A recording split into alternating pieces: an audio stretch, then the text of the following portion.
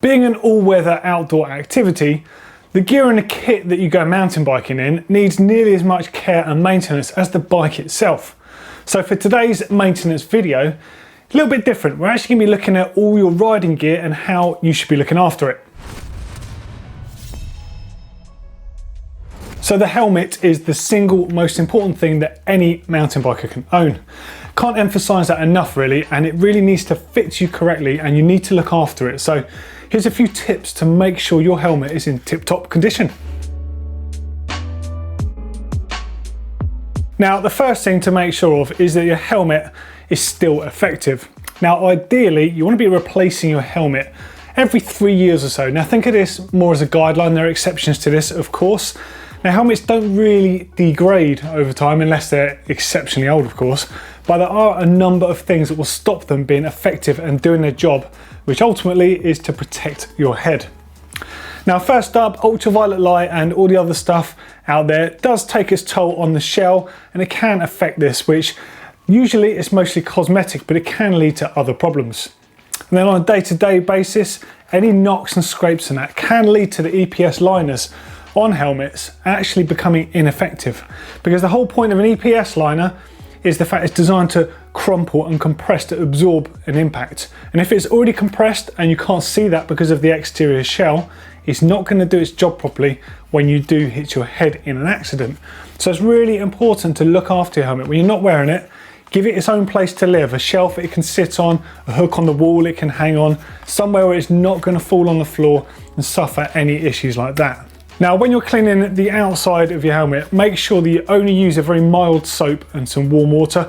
You don't want to use any sort of detergents, solvents or anything like that that can damage the micro shell on the outside, or more importantly, damage that EPS or whatever liner it is on your particular helmet. Now, the straps themselves can absorb loads of sweat during their duration, and whilst they're quite hardy, still the salt content in sweat is not ideal and it can damage the straps over prolonged use. So it's really important to keep these clean, and of course that gets rid of the smell too. Now, what we found is a really easy way to clean these is by simply hosing or jet washing the straps of your helmet flat on the floor, and that forces all of the stuff out there, and it works really, really well. Another point to add with the straps is the plastic buckles. The straps are made from nylon. There's a lot of plastic in a helmet, so if you're riding in any kind of warm or even tropical conditions and you need to use bug spray, be very cautious about using DEET anywhere near your head and your neck, because that stuff is vicious. As you know well from rucksacks and other things, if you've ever been to hot continents, you'll know that DEET dissolves plastic, it really melts it, and it can do a bad job on helmets, so try and avoid that if you can. And of course the last thing is the liner on the inside. So your helmet liner not only helps your helmet fit correctly, but ensures the comfort and it wicks away sweat, which of course means after a while they get pretty gross. So you want to be washing these, but don't just chuck them in the washing machine with other stuff, because they can tear and come to pieces, especially some of them on the market are a twin piece design with foam on the inside. So that's not good for those. The best thing to do with these is carefully remove them. And I say careful because they've got Velcro or hook and loop stickers on the inside of a helmet you can accidentally pull off if you just rip them out.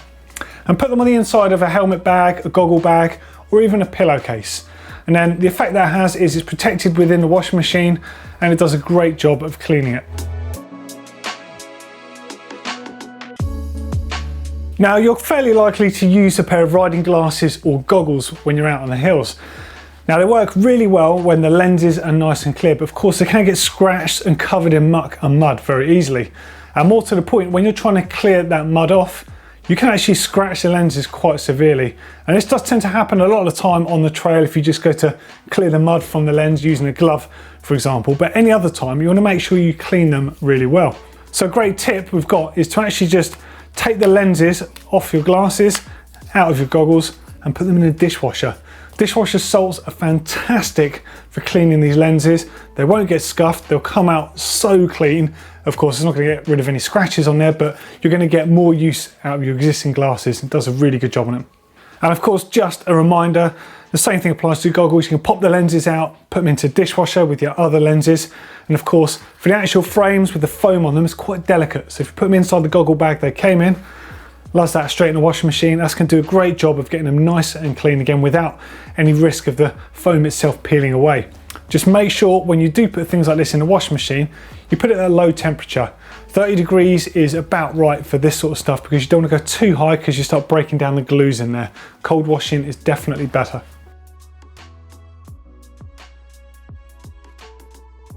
So in my opinion, one of the coolest things about going mountain biking is the fact that you can go out in any weather. You can do it literally anywhere, but to do that, you do need some technical clothing. Granted, you don't need too much. As long as you've got a waterproof jacket and some kind of wicking base layer, things are pretty good. But of course, we all love having decent kit, so you end up with lots of different stuff, and it does need looking after to get the best use out of it. Now, starting with waterproof jackets, waterproof trousers, waterproof shorts, really you need to make sure that they stay as clean as possible to get the best use out of them. There's a few different ways you want to do this. So the ideal situation is you come back from a ride, you're covered in mud, you're hosing your bike down, get someone to hose you down whilst you're wearing that kit. It's the best way to do it. You get all the mud off it, and then you can take it off and then hang it to drip dry. It's the way that I prefer to clean my own waterproof stuff. I really try and avoid putting it anywhere near the washing machine if I can help it, because the more you wash waterproof clothing, the less effective it will get in time. The other alternative, of course, is to not wash it whatsoever. And what I mean by that is coming from riding, you're absolutely covered and it's filthy. Hang it up, leave it to dry. Next time you go riding, just allow some time before you go and give it a good bash or brush it down with a solid brush, and you can take most of it off. It might look a little dusty, but you'll be back to square one again and it's just dust on there.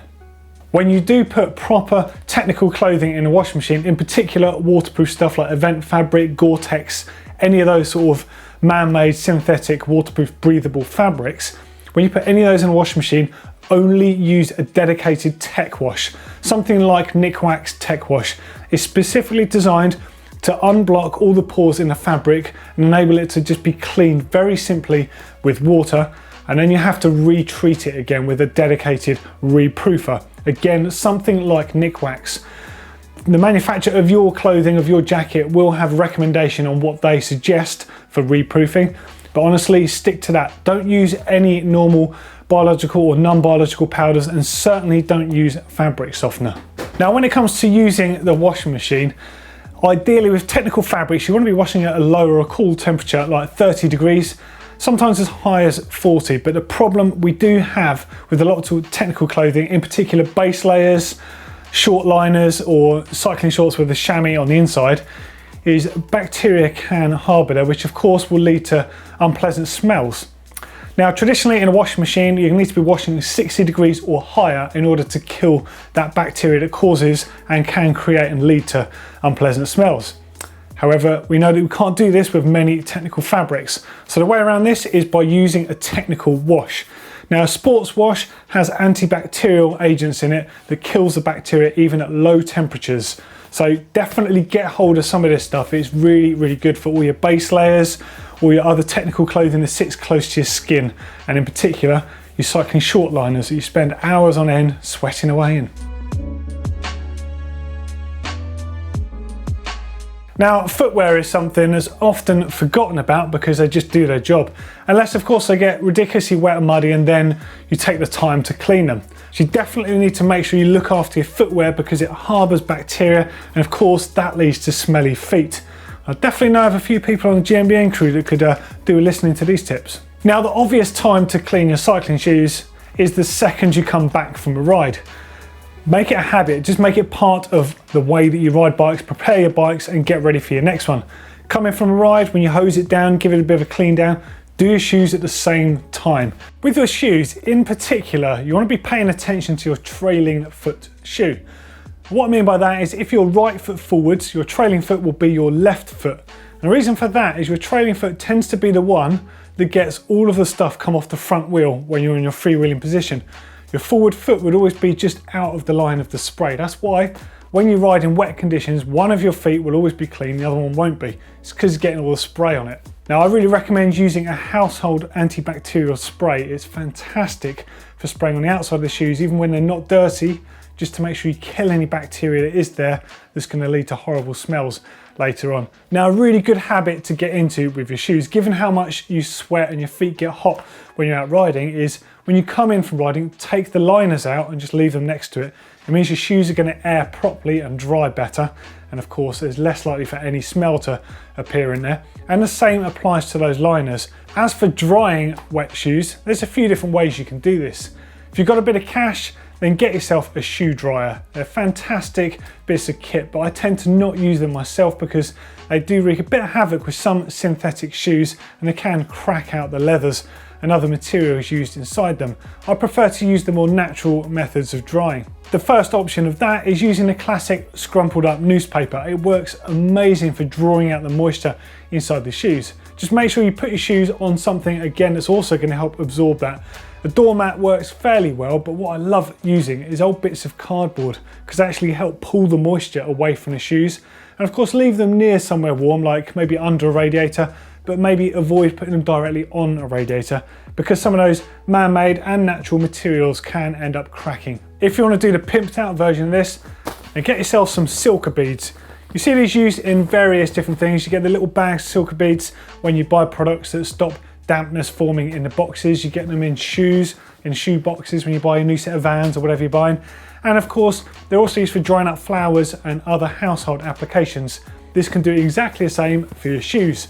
All you need to do, you can use it in a pouch just like this and stuff it into your shoes, or you can buy a 500-gram pouch like this for almost nothing off Amazon or eBay, and using old cycling socks, fill them up, shut them off, and use the socks and stuff them into the shoes. They pull that moisture out really, really effectively. Your shoes dry much faster, which means they're much less likely to smell damp. Honestly, they work so well. And finally is to look after the external part, the sole of the shoe. Now, if you're using a clipless mechanism, you can have a cleat on the base of your shoe.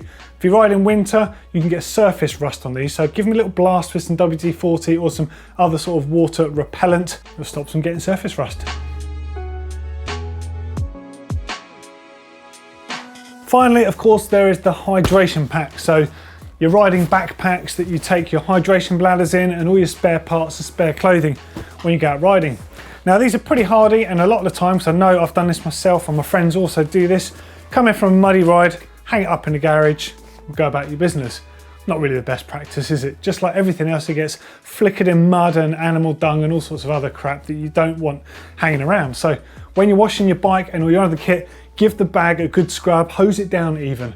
Like, there's no problem with it, it's tough material, don't have to worry about that. I always like to drip dry mine, hang them up in my workshop with a rug or something like that underneath, some old cardboard, anything like that, catches all the drips. And then I also like to use fabric protector on them, the sort of stuff that you put on walking boots and stuff. You don't need to use too much of it, but it's really good just to increase the water repellency on these bags. Of course, it's not going to make them waterproof, but it does stop the major amounts of mud and crap sticking to them, especially on the bottom part of the bag. And of course, if your bag isn't that water repellent, it can add that bit extra to it. It just means the stuff inside stays drier a bit longer. As for the bladders themselves, don't do what a lot of people do and just leave a bit of stale water in there, and next time just top it up before you go riding, because that's a good fired way of getting a bit of a stomach bug, and of course it's going to taste rank as well. So make sure you clean your bladders out. If your bladder is quite old, and this goes for water bottles as well, and it's just looking a bit dank, get yourself some baby sterilising fluid. Like Milton is one of the branded names out there, but if you go to your local supermarket, you'll get their own brand ones, which are often a lot cheaper. Now, use some of this stuff to clean out the inside. It basically makes sure there's no odour, there's no flavour, there's nothing going on in there. It's going to be nice and clean. And then the top tip is, once you've done that, bung it in the fridge. Roll it up, put it in the fridge. Nothing's going to grow inside there. And as a benefit, if you're riding in hot weather, it just means when you put cold water in there, it stays colder that bit longer. And whilst you're at it, when you go and get yourself some baby sterilising cleaner, get yourself a baby bottle cleaner as well. It might just look like a regular washing up brush, but they often have these tiny little brushes in the handle that pull out. They're really good for cleaning the little bite piece on the end of a hydration bladder. So there we go, that is how you need to be looking after all your mountain bike riding kit. And it goes hand in hand with bike maintenance, of course, something else that you have to do in order to get the best out of your bike. Hopefully you've enjoyed a bunch of these tips. If you've got any for us, let us know in those comments right underneath. For a couple more great videos, click down here for our Essentials playlist. That's the back to basics stuff that really encourages everyone to get fixing on their bikes. And click down here for some trailside hacks. Kind of fun, but actually some really useful information to get you back to base when things go pear-shaped. Don't forget to give us a thumbs up if you like this video, and of course subscribe to GMBN Tech